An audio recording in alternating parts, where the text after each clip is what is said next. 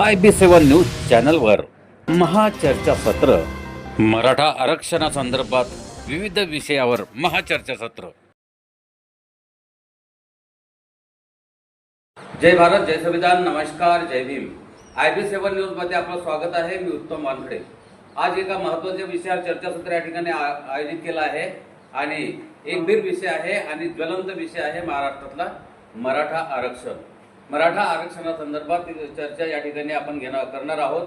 या चर्चेमध्ये सहभागी आहेत मराठा क्रांती मोर्चाचे अभयसिंग मारोडे, ओबीसी आरक्षण बचाव समितीचे आहेत आमचे ओपी सायळे साहेब, रविभाऊ पाचपूर आहेत मराठा सेवा संघाचे तथा भाजपचे एक निष्ठावान आणि जबाबदार कार्यकर्ते आहेत। विजय पोहनकर आहेत 12 बलुतेदार संघाचे महासंघाचे, सुनील भाऊ उदळे आहेत बौद्ध जनहित संघर्ष संघटनेचे आणि प्रशांत अवसरमोल जे आहेत सामाजिक कार्यकर्ते आहेत। या कार्यक्रमामध्ये या सर्वांचं स्वागत आहे। सर्वप्रथम मी या कार्यक्रमामध्ये उपस्थित जे आहेत यांना जे वक्ते आहेत त्यांना सांगू इच्छितो की जे विषय आपणास दिलेले आहेत, जो विषय केला जाईल त्याच विषयाशी संबंधित या ठिकाणी आपण चर्चा करायची आहे। दुसरा विषय यामध्ये घुसळ असल करू नये।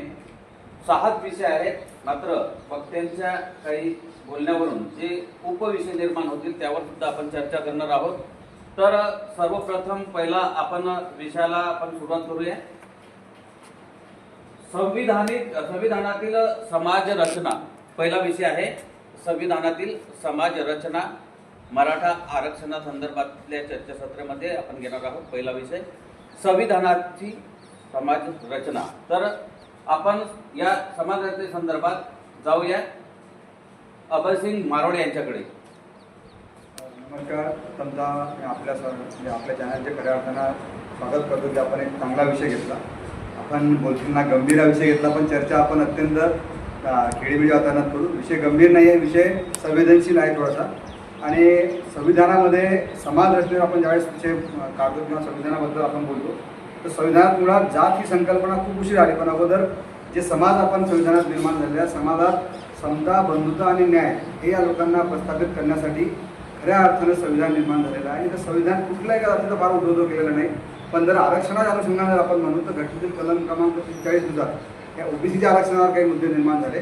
आणि यातच आता जो ज्वलंत मुद्दा आहे महाराष्ट्रामध्ये आहे की मराठ्यांना या ओबीसीमध्ये आरक्षण द्यायचं आहे आणि ते 50% राहूनच द्यायचं आहे। 52% तर मी सुद्धा म्हणत नाही, 50% हा माझा एक विषय आहे आणि त्या 50% राहून ते दिलं गेलं पाहिजे। आणि याच अनुषंगानं भारतीय संविधानाला अनुसरून आणि त्याच्या चौकटीला कुठल्याही प्रकारचा तडा न जाता आणि त्या चौकटीला बांधील राहून ते कसं मिळतं यासाठी आम्ही प्रयत्न। संविधानातील समाज रचना या विषयावर आम्ही बोलतो। पहिला विषय आहे आमच्यासोबत आहेत ओबीसी आरक्षण बचाव समितीचे ओपी सायळे साहेब। काय म्हणत संविधानाची समाज रचना या विषयावर आपण काय मत व्यक्त करा? नमस्कार, आपल्या चॅनलचा मी धन्यवाद देतोय।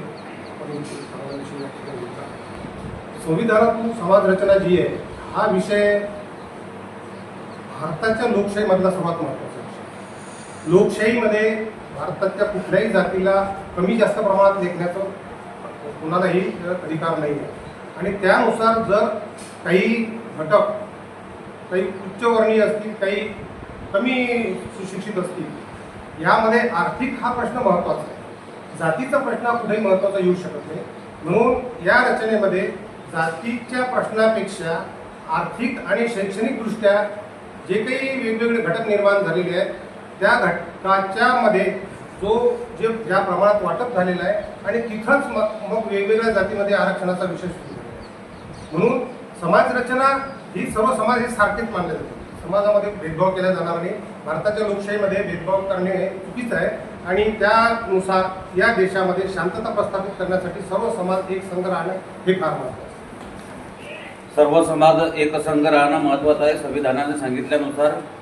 या प्रश्नाला घेऊन आमच्यासोबत आहेत रविभाऊ पाचपूर, मराठा सेवा संघाचे आहेत आणि भाजपाचे एक कार्यकर्ता आहेत। काय म्हणाल या संविधानाच्या?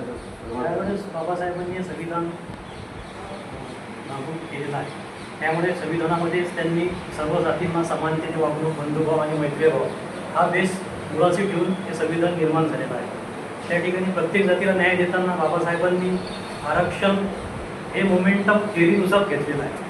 समाज रचनेचा जो गाभा आहे त्या गाभ्यानुसार समता, बंधुभाव आणि मैत्रीभाव या बेसवरती सगळा समाज हा बाबासाहेबांना अपेक्षित आहे, संविधानाला अपेक्षित आहे.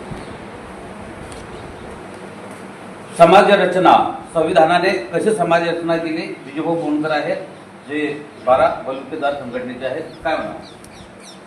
सर्वप्रथम IBM7चे धन्यवाद मानतो की मी हा चर्चासत्र इथं आयोजित केलं. भारतीय संविधान समजणं ही काळाची नितांत गरज आहे. त्याबद्दल पहिले अभिनंदन. किंवा नेमकं संविधान काय, आरक्षण आणि जाती व्यवस्था हा वेगळा विषय आहे. जसं अभयनी बोललं की समता, बंधुत्व, समरसता ज्या विषयाला पाया ठेवला की आम्ही भारताचे नागरिक, कुठला कुणाला नाव न घेता ते संविधानाचा बेस जो आहे त्या बेसिकवरच हा देश चालला पाहिजे आणि तरच हा देश टिकेल, तरच समजता टिकेल. आम्ही भारताचे लोक या वाक्यापासून संविधानाची निर्मिती झालेली आहे, संविधानाची सुरुवात झालेली आहे. आमच्यासोबत आहे बौद्ध जनहित संघर्ष समितीचे संघटनेचे सुनील भाऊ बोतळे. काय म्हणाल या समाज रचनेसंदर्भात?